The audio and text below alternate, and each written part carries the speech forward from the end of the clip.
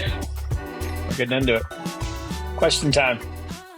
All right. So, in the spirit of our topic today, we're talking about onboarding. What is the most awkward experience you've ever had while onboarding someone or being onboarded into a company? Let's see. We were talking about this. I don't have a ton of experience being onboarded into other companies because of my entrepreneurship disease. But okay, let me think.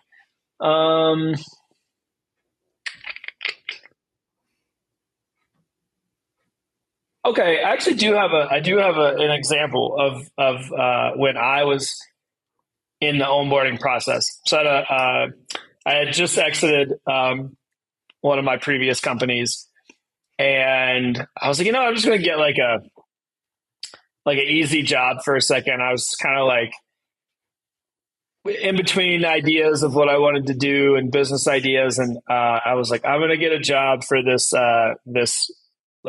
like running store shoe company thing. I actually don't even remember the name of the company, but they're based in California, and I was living there at the time. Anyway, I went through and applied online, and I got into the interview, and it was like one of these things, these big rooms, right? It was like 50 people in there.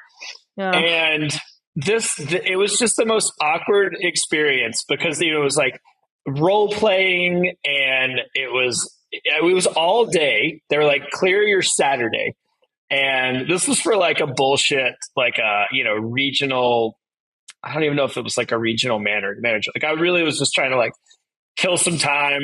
And I was actually thinking about starting a business in the health and wellness space. So I was like kind of trying to do just like some research and like use it to like access customers. It's a whole other story. But I was like, okay, whatever.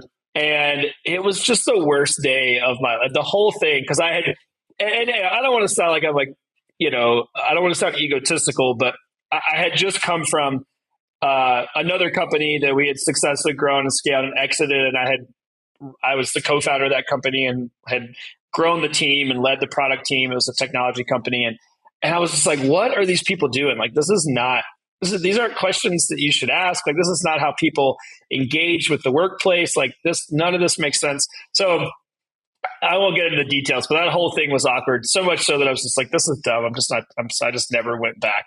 They're like, we'd really love to have you for, a second interview. And I was like, you guys can just please get away from me. I was like, this is weird and awful. I was like, you took 8 hours of my day. And it was just a great like experiment, if nothing else. It was a great like socio,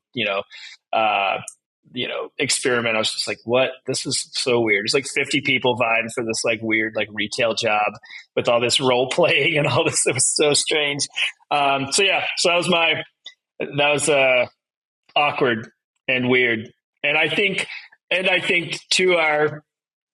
want to talk about onboarding today, specifically how onboarding impacts your culture. And we've actually talked about this on a previous episode where your culture actually starts from the first touch point. So we like to think as organizations that once we get that individual into our company, then the culture starts, and we can invite them into the culture, and we can help create that, and whatever that looks and sounds like.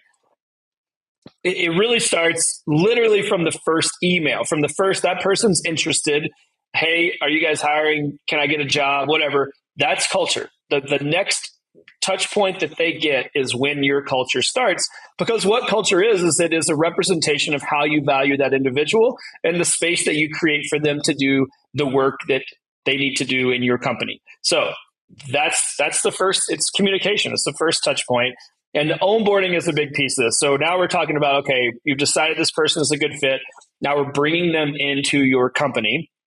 And what does that look like? Like, how does that create a meaningful culture? Or how do you do that in a way that creates a meaningful culture? And this is a massive part that we see all the time with the people that we work with, gets glossed over. So just like really, really brutal onboarding process, really, I could use lots of adjectives. It's not personalized. It's not helpful. It doesn't value their time. It's not clear. It's not, literally, like we could go on and on.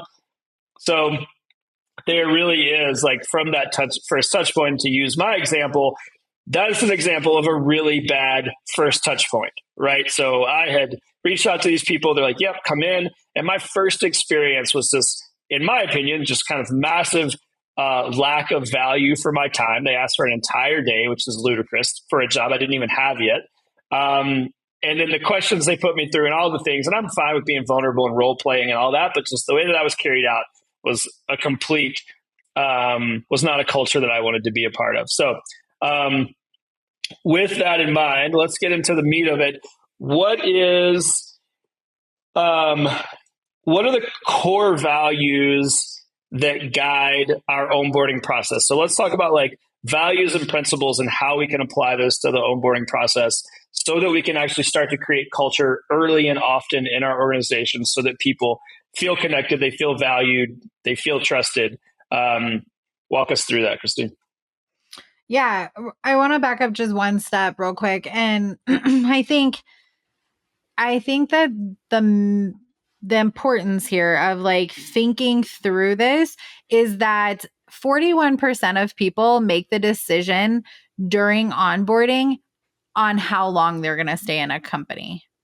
Like almost half of your employees are making a decision on how long they're going to stay. And right now, I don't know the stats. I probably should have looked it up so we could talk about it. But the stats of how many people actually decide, like you, like this story, decide not to continue. So you've went through all of this work to get this person hired and the interviews, and you've chosen this person and they've chosen you. And there is a good amount of people who actually don't come back after the first week. Right now, we're seeing that more and more and more. And so this is costing you so much. This also sets the tone on how they're going to show up. So they're like, when we get into a company, the onboarding process that we go through actually dictates how much we're going to show up in this process. They are learning every step of the way because it's a brand new culture. I want you to think about when we think about onboarding, I want you to think about when you get to a country for the first time.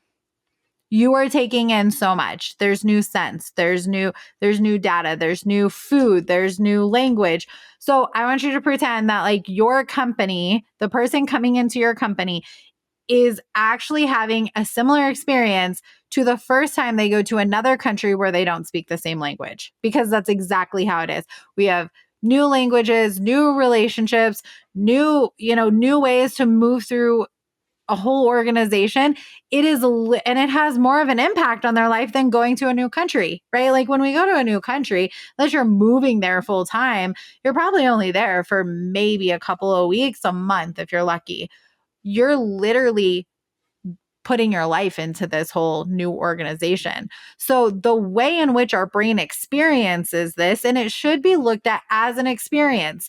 Our onboarding process should be one of the most impactful and intentional things that we do within our company, because it should reflect how we're expecting this individual to show up and interact with our customers, our team, our brand, all of it. And so if they have an experience that actually doesn't represent and isn't in alignment with our culture, well, guess what? They're going to have a hard time understanding what's expected of them and how to show up within your culture, because they didn't have an experience. And experiences actually should entail all of our senses. We should be engaging them in a very intentional way. And this should be something that we stop and think about. The problem with this, I say all this, and most business owners are like, great, so I get to like create an experience, right? Like all of the sudden, we're like, I don't have time for that. I'm imagining like a Mardi Gras-esque like onboarding process where there's like sights and sounds and colors and flavors. Yeah. Yes, that is how it should be. Like when we think about that, that is how it should be, because it is that important and it is that impactful. The challenge is business owner, we're like, I don't got time for that shit. Like we have so much work to do. So it has to be something that like happens well before you're hiring. It has to be something that you consistently are thinking about and you're consistently creating. And it is challenging because we're always changing processes.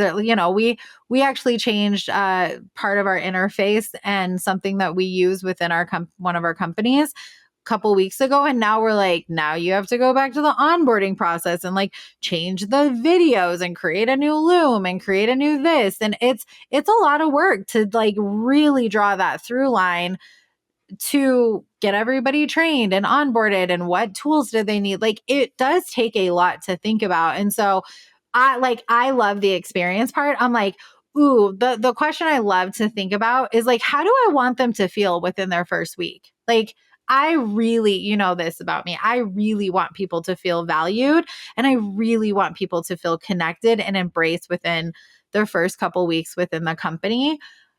And like, I want to do that from a very intentional place. That takes a lot of time. It takes capital. It takes all of these different things, but it does set us up for success for years to come. And I think people are scared as well. Like we have a lot of turnover in our culture right now. We have not in our culture personally, but like in our world, we have a lot of turnover. Thank God we don't have a lot of turnover. I was like, do you know something I don't? Oh God. No, we don't have. We actually do really well with that.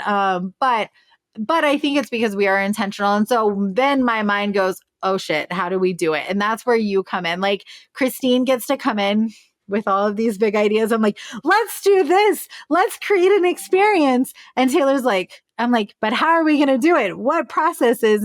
And our ops person is like, oh God, she's got another. I'm sure it feels like that sometimes because I'm like, oh my God, I got it. Let's do this.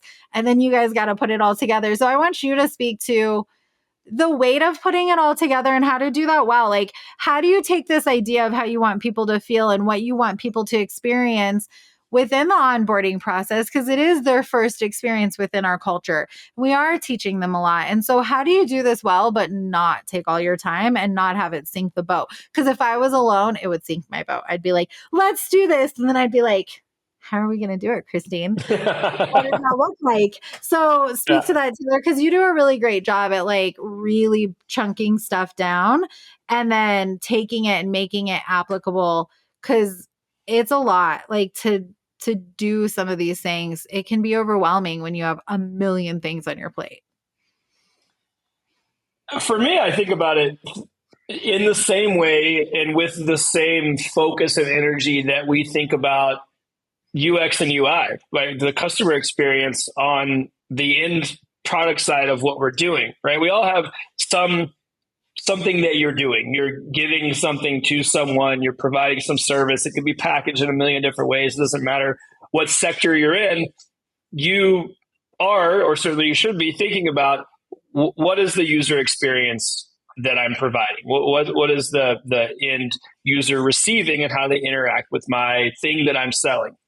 And I spend a lot of time thinking about that. So it makes sense to me to like, okay, well then I also need to think about the experience that the team is getting, right? And so for me, that just I highlight that because for when I thought about it that way, and I didn't arrive at that naturally, like I made that shift or kind of created that arc for myself. I was like, holy shit, this is really important, because I wouldn't put something out in the world that created a bad user experience, because that would dramatically impact your bottom line, right? You're not going to sell a thing that has a shit user experience. People aren't going to put up with that. In the same way, and to your point, like people aren't going to put up with a crap onboarding process. That is the first interface. That's their user experience. That's their UX UI, right? User experience, user interface. So first, let's agree that like the UX side of things is important. We want the user experience to be great. Now the interface piece. So what are the mechanisms that create that? And I think let's start with what's an easy lift. And I think the easy lift, honestly, is to think about it from how can you personalize it in some way that makes sense for you. It has to be scalable in the sense that like, you can't get on the phone with everyone all the time or spend these half days or whatever the pieces are. But I do think there needs to be a personalized touch point. I think you need to care, right? And I think that when you genuinely care, when you make this shift to recognizing that onboarding is such a critical part of your culture, you can't help but care about it because you recognize how valuable it is and how important it is to the work that you're doing. So for like us, I'm like, okay, like what are those personalized touch points? What's a way that I can replicate? And you can even automate this, right? Like you can bring them in through an onboarding process. You can use third-party software and then just prompt them to create touch points back to you. So that's one of the things that I do is like we go through the onboarding modules, they get their process, they're going through these things, and it literally says like, hey, when you're done with this, like send Taylor an email. And then I'm able to engage. You're like, oh, this is awesome. I love the way you're thinking about this. Like super cool. Like, and so you just giving takes 2 minutes. And that's within the first like 2 days of them coming on. And then that happens again in 5 days, and it happens in 10 days. And then it continues to happen. So it doesn't have to be a super manual lift. And I think that is what gets in the way of a lot of people, specifically solopreneurs and smaller teams, where you're like, yeah, that's all well and good, but like I can't spend all day with these people. Totally. You don't have to. Like, let's think about in the same way that we think about UI on the product side, let's think about what it looks like to scale that on the team side. And there's lots of tools out there and lots of mechanisms. And I always think about what can I do once that then creates an experience for someone over and over again. And that's where, build in your process, bring them back to core values, to mission, vision, like help them connect with the meaningful aspects of your business, and then insert yourself in a meaningful way so that it's personalized. And then I'm a big believer in, and you and I do this, it's like, then just schedule checkpoints. Again, I think there needs to be a personalized component. So in those first, I think about it like you said, week, I'm like a week to 10 days. Like that first 10 days needs to be kick ass. Like they need to feel so good about their decision, because it is their decision, right? People, when we're talking about like people in the professional space, companies that you and I are working with, these people are super smart. And I realize it's a dynamic hiring environment right now, and there's a lot of stuff going on. But ultimately, at the end of the day, like these people can go work a lot of places. And so it is a decision that they are making to come and work with you. I think we need to respect that. And I think we need to make that first 10 days so clear to them that they made the right decision, that they're just like, yeah, like, oh my God, like this is incredible. Like I could have gone left and I went right, and the right took me to this company. Thank God. And I think that's a mindset shift too, when it comes to thinking about the value of the people on our team. We are lucky to have them, right? They are not lucky to have us. And I think that we've tricked ourselves into being in positions of power where we think we have the upper hand. If they leave, you're fucked, right? Like if your team isn't there, nothing happens. So we're lucky to have them, not the other way around. Now, again, of course, like it's reciprocal and it's a symbiotic relationship. But I think that there's also, for me, there's a really important mental shift there, or mindset shift, that recognizes the real value of these individuals. And like, I want them to have a great experience in the same way that I want our clients to have a great experience, because we need them in the same way, right? If we don't have clients, nothing happens. If we provide a crappy experience for them, it's all goes to shit. If we provide a crappy experience for our team, they're going to go somewhere else. And in the same way, nothing moves if we don't have the team, right? If it all fell back on our lap, like we would not be able to do the same work that we do. So there's a few like tactical pieces. I think that's, for me, it's like a mental shift. There's a value proposition piece, but I would like overarchingly, I would encourage people to think about it through the lens of like a customer experience, right? Like what's your value proposition? What are you providing? How are you streamlining that process? And what does it look like to tell a story in a compelling way that brings that person into the fold in the same way that it brings them into the fold on the product side, right? Like I think it's very, very similar. And for me, like I get that. I'm like, okay, great. Like I can replicate that because I understand the customer side. So I know that might not resonate for everyone depending on where you're at in your business, but I think we can all admit that we want to provide a great experience for our customers. And so we would want to do that for the team as well. Yeah, it's interesting you say that. I'm like, oh, that's so good. I honestly haven't thought about it from that place, like exactly. But I think that they'll either leave or they will have really low standards.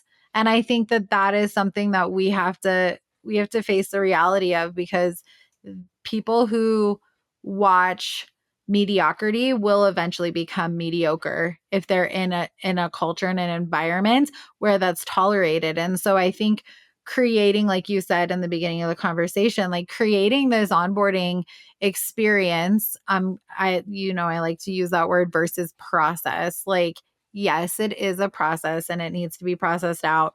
And I didn't think about that part of our onboarding where, yeah, you like actually encourage them to take action and reach back out to you. Like, I do love those steps. I also think it doesn't have to be all on the owner or the HR, or like, it doesn't have to be directly on one person.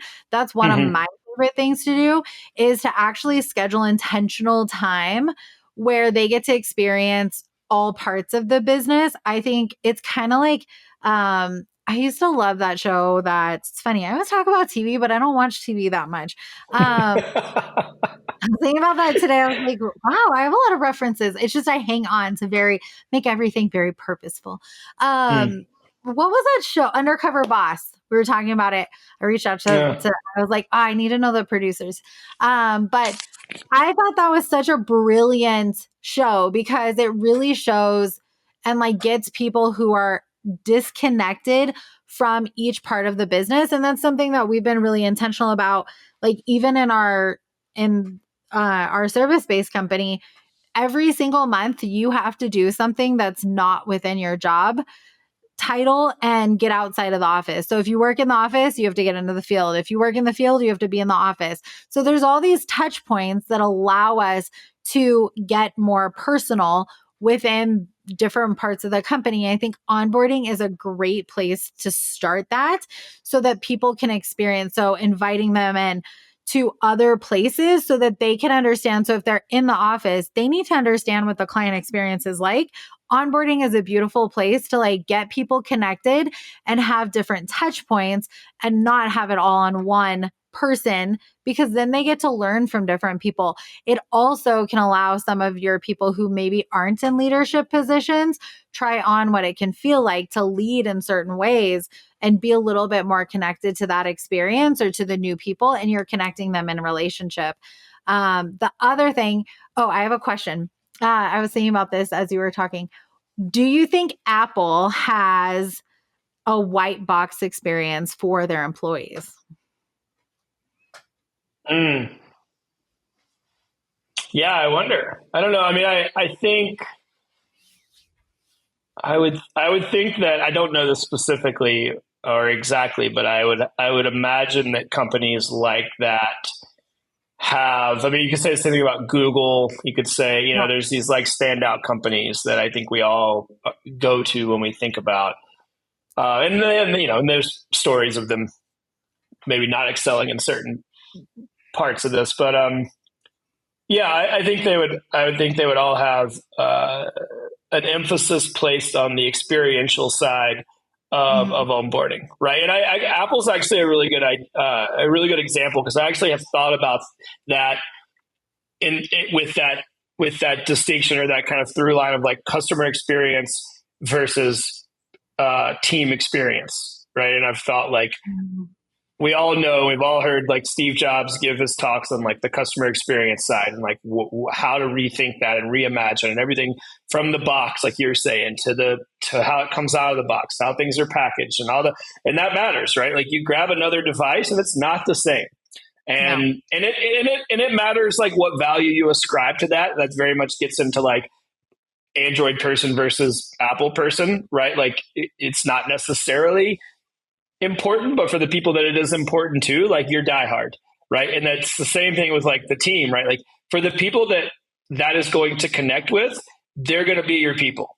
And so, yeah, like back to your question, I would have to imagine that there would be an experiential aspect to that. And I actually know someone high up in Apple on the product dev side of things, and I've heard some stories from him and had a chance to like talk to him in great length about the Apple experience and on the team side. And yeah, I mean, there's great care taken to foster what it actually feels like to be a part of that team versus just the work that they're doing, which is extraordinary, right? Like the standards are epically high inside of that organization for the work produced, but that's also fostered in like the input that they have on their employees.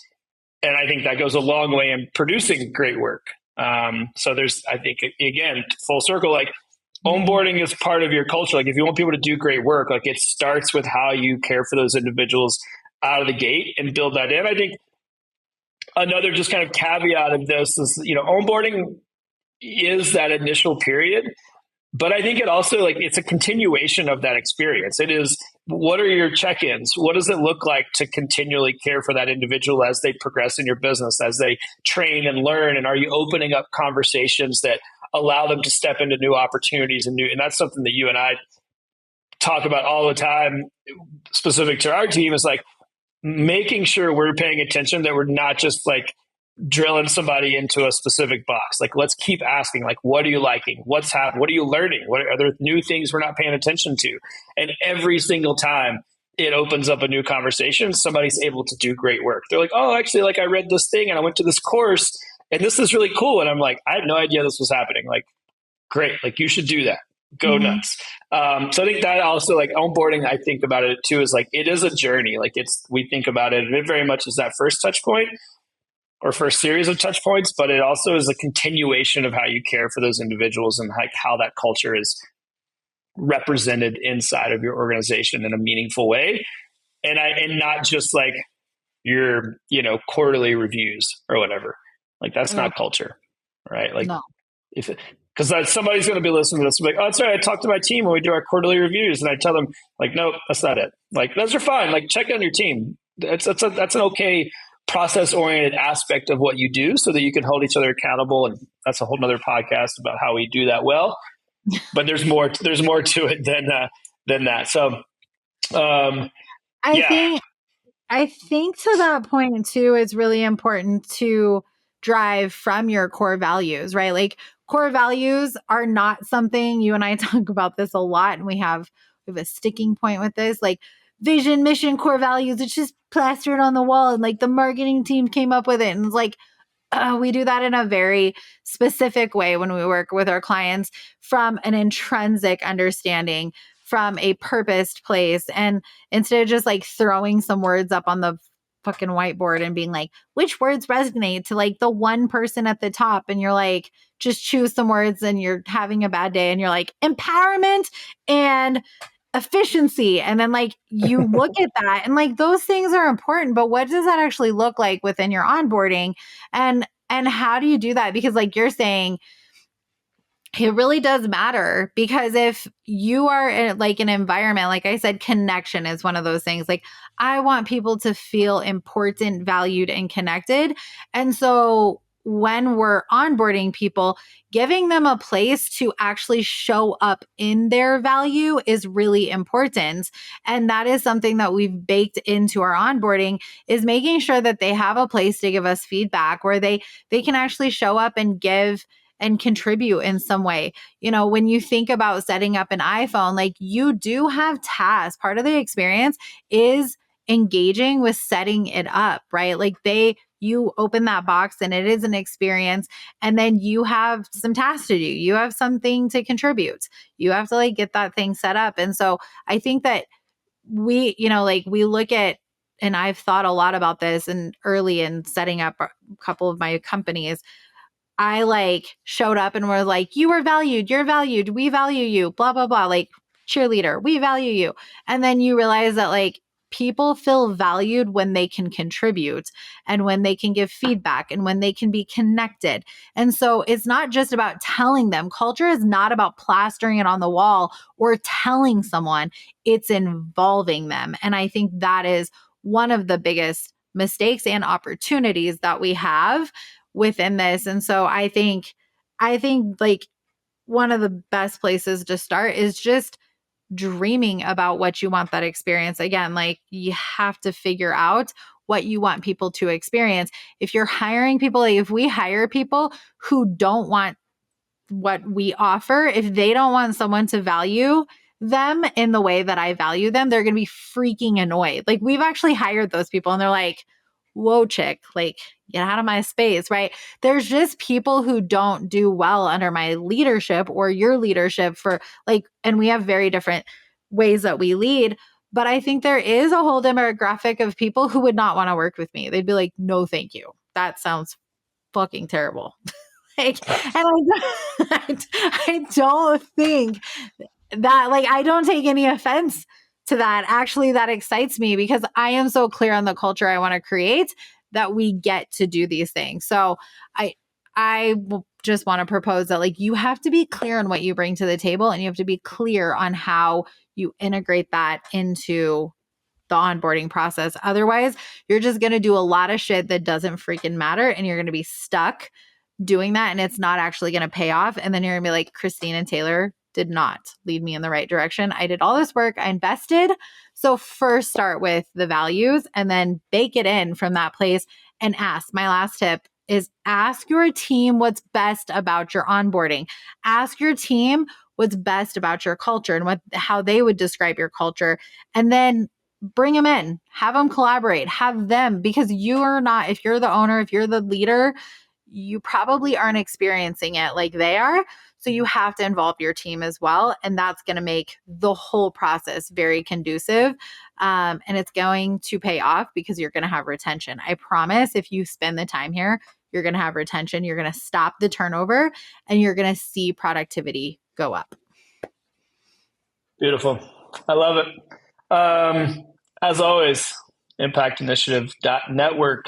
If we can help, if we can be valuable, there's resources on their blog. You can access tons of information, resources, statistics on how all this stuff is valuable.